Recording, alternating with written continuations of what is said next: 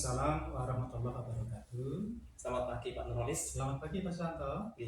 Terima kasih Bapak. Hari ini saya Suswanto CGP Angkatan 9 Kabupaten Purbalingga bermaksud untuk mengadakan kegiatan wawancara kaitannya dengan kegiatan pengambilan keputusan di sekolah yang Bapak pimpin. Dan hari ini nanti mungkin ada beberapa pertanyaan yang akan saya sampaikan kaitannya dengan hal tersebut. Kemudian nanti Bapak, saya juga minta waktu untuk wawancara ini, dan supaya nanti mungkin banyak waktu yang terpotong, dan nanti saya juga menggunakan waktu tersebut dengan baik. Baik Pak Suswanto, terima kasih kedatangannya di ruangan kami. Pertama kami sampaikan selamat dan penghargaan yang setinggi-tingginya. Bapak sudah sampai pada tahapan ini dan kami siap untuk diwawancara. Silakan Pak. Siap Bapak. Yang pertama Bapak, ketika Bapak menjadi kepala SMK di sekolah ini, tentunya ada banyak kasus-kasus yang mungkin menjadi dilema untuk Bapak sendiri dan juga teman-teman di SMK Negeri 1 Rembang ini. Kaitannya dengan itu Bapak, bagaimana Bapak itu mengidentifikasi kasus-kasus yang merupakan dilema etika ataupun rujukan moral? Baik, sekolah merupakan institusi moral yang dirancang untuk membentuk karakter warganya. Sebagai pemimpin di sekolah, kami seringkali dihadapkan pada situasi yang sulit, di mana kami harus membuat sebuah keputusan yang nantinya akan menjadi rujukan bagi seluruh warga sekolah. Situasi yang sulit seperti ini misalnya Pak Susanto. Suatu ketika kepala sekolah harus memilih satu pilihan dari dua pilihan yang sama-sama baik, namun bertentangan. Itulah yang namanya dilema etika. Dan pada kondisi yang lain, kepala sekolah harus mengambil satu keputusan, mana yang benar, mana yang salah. Itulah yang dinamakan dengan rujukan moral. Contoh kasus pada dilema etika, misalnya beberapa siswa kita ini kurang disiplin ketika masuk sekolah.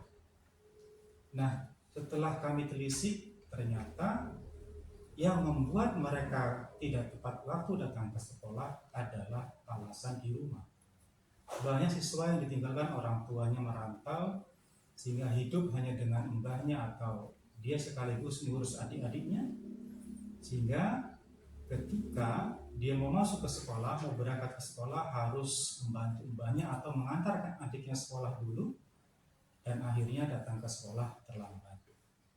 Kondisi dua-dua ini baik, sekolah mesti menerapkan aturan, namun kondisi atau keadaan si siswa ini harus mengantarkan adiknya, membantu mbahnya juga hal yang baik, namun bertentangan dengan aturan sekolah.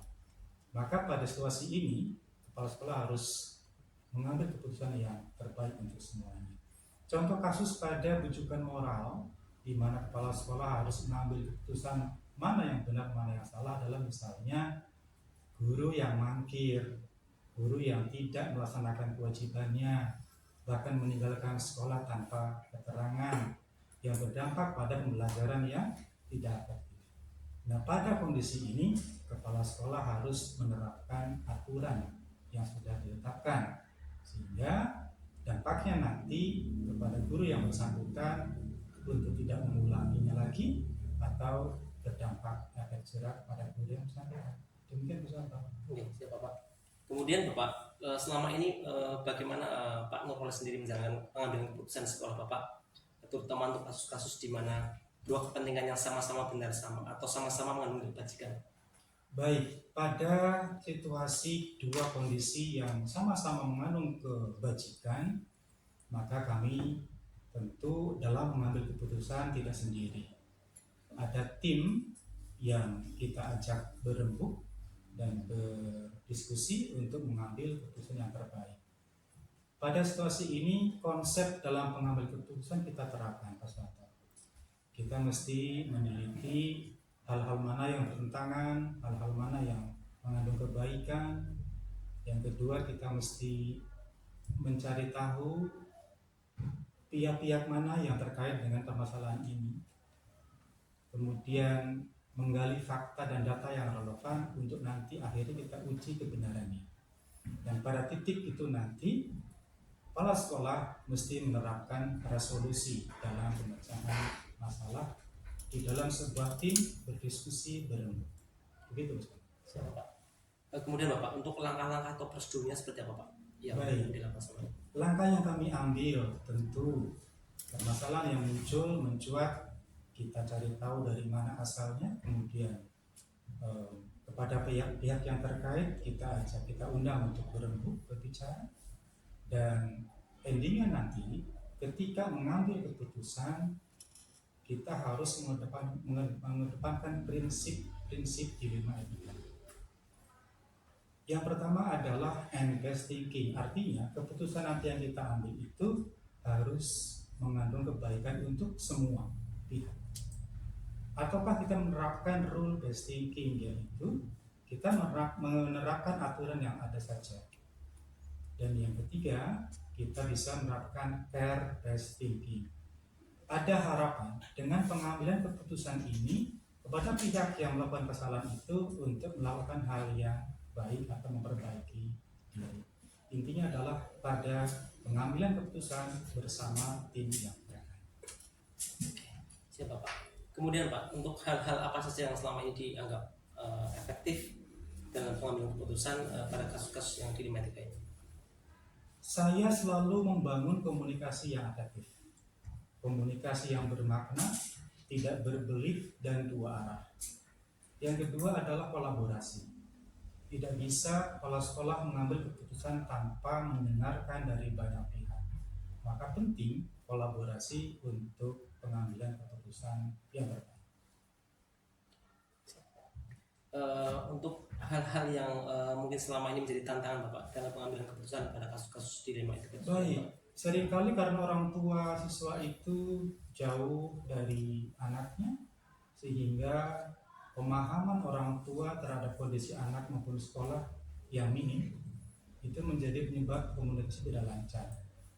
Jarak orang tua yang jauh, tidak paham betul apa yang dilakukan anak di sekolah, itu menjadi kendala. Yang kedua adalah kesadaran orang tua untuk memperhatikan anaknya lebih, karena banyak orang tua memasrahkan anaknya kepada mbahnya sehingga perhatian kepada anak berkurang.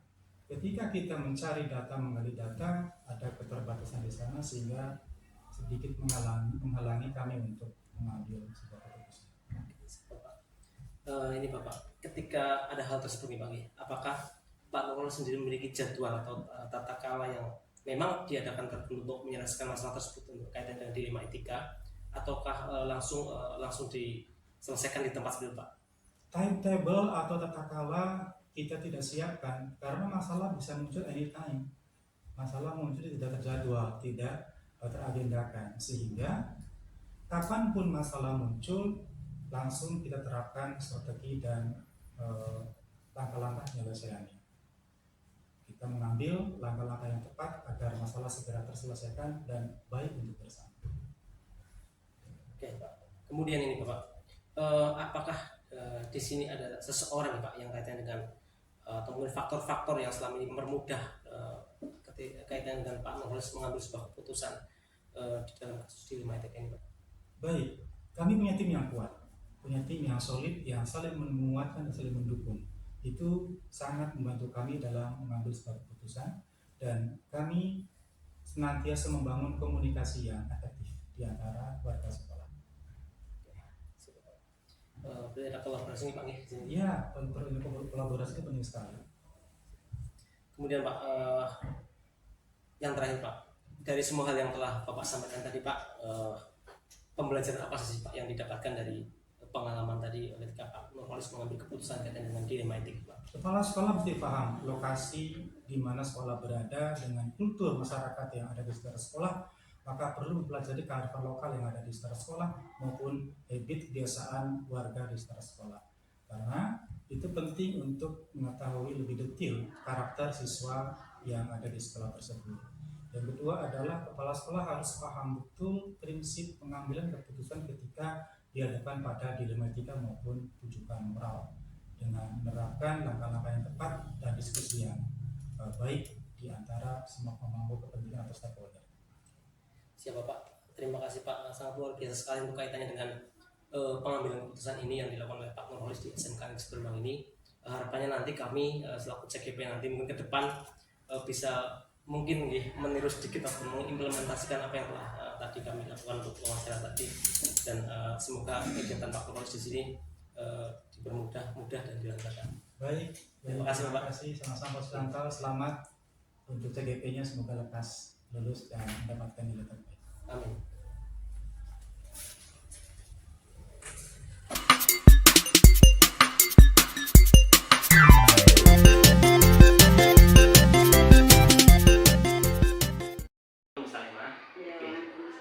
Saya Ibu, saya Suswanto, CGP Angkatan 9 dari SMK Negeri Berembang Balingga.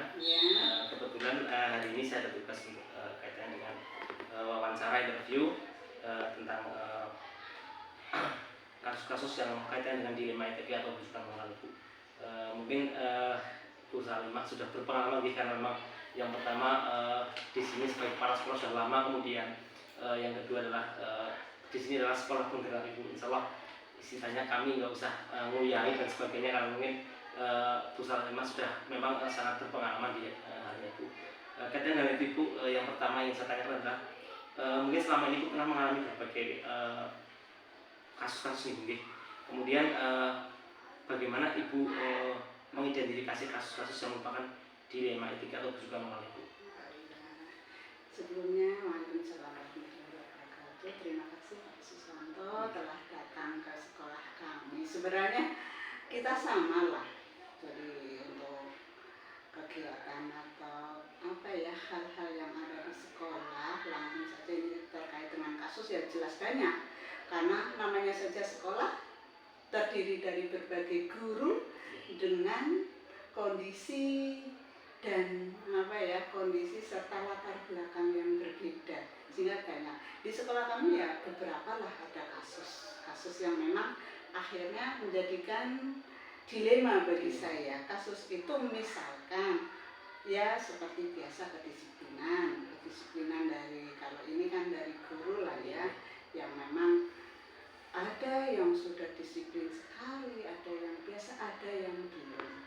Terus mungkin di samping kedisiplinan memang dari kegiatan atau tugas pokoknya ada yang memang sesuai mengumpulkan, misalkan dari perencanaan sesuai waktu, ada yang tidak, bahkan ada yang tidak.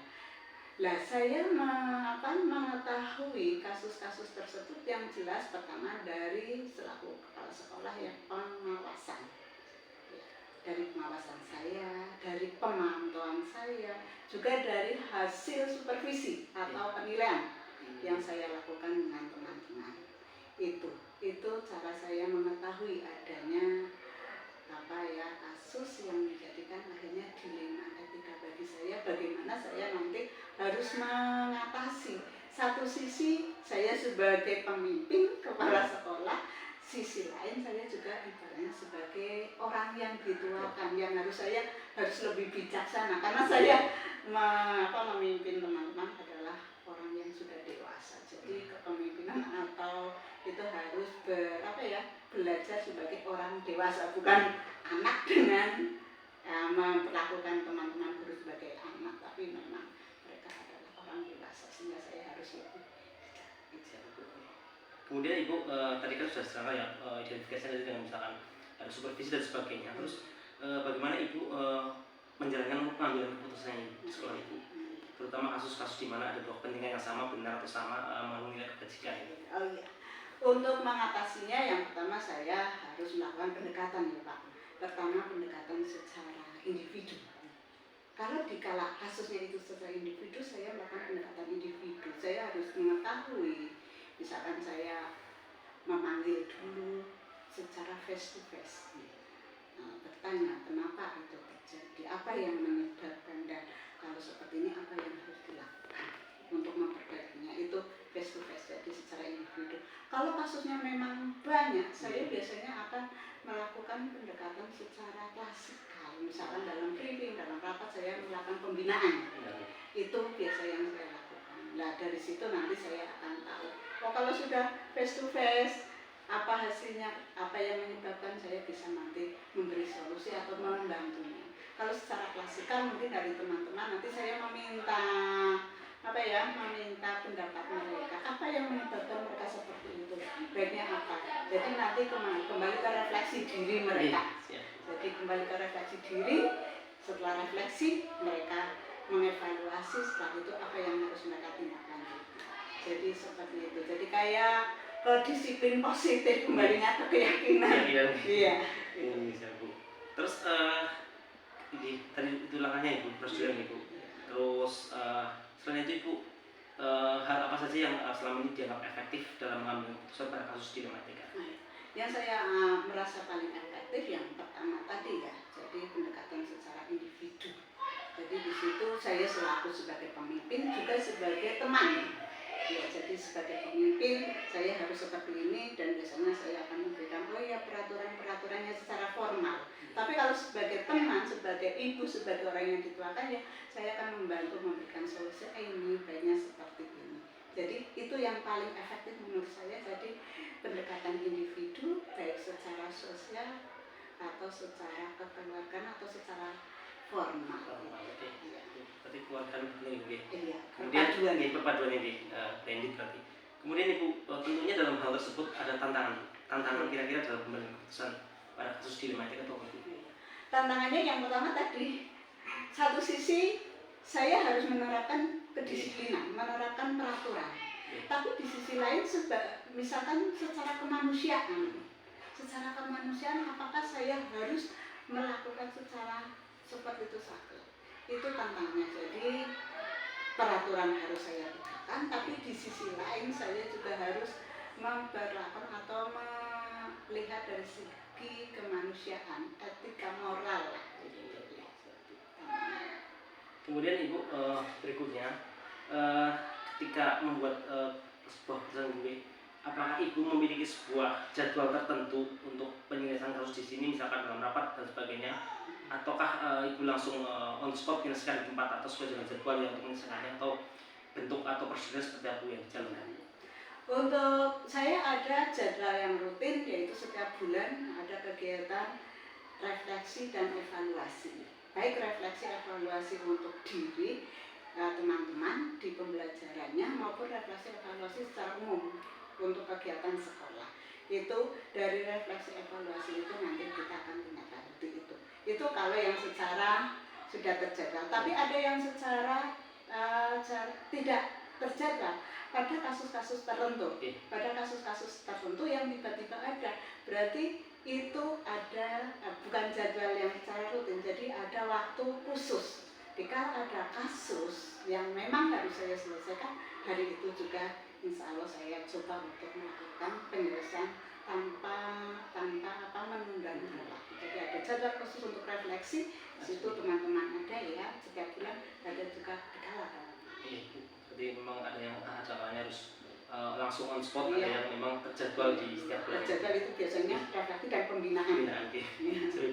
Terus Ibu, berikutnya Bu, di sini ada pertanyaan kaitan dengan apakah ada seseorang atau faktor-faktor apa yang selama ini mempermudah atau membantu Ibu dalam mengambil keputusan dalam kasus atau dilematika tadi? Tentunya karena kita itu satu tim di sekolah tim, saya ada kalanya saya harus mengambil keputusan sendiri, tapi juga ada teman yang membantu dikala kasus itu memang tadi yang secara klasikal. Biasanya tim saya ada di situ ada ada kurikulum, ada humas.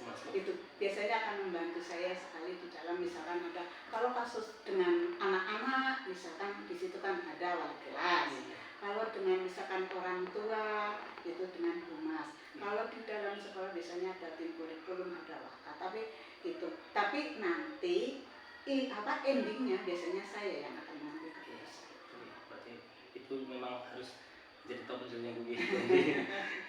Oke Bu, kemudian terakhir Bu, dari semua hal tadi Bu yang luar biasa sekali Bu, saya mungkin tidak bisa kalau misalkan sebagai Ibu Salimah sebagai kepala sekolah Desa Sembarangan untuk seperti itu mungkin sangat luar biasa, sehingga memang sangat apresiatif di sini, sangat luar biasa Bu.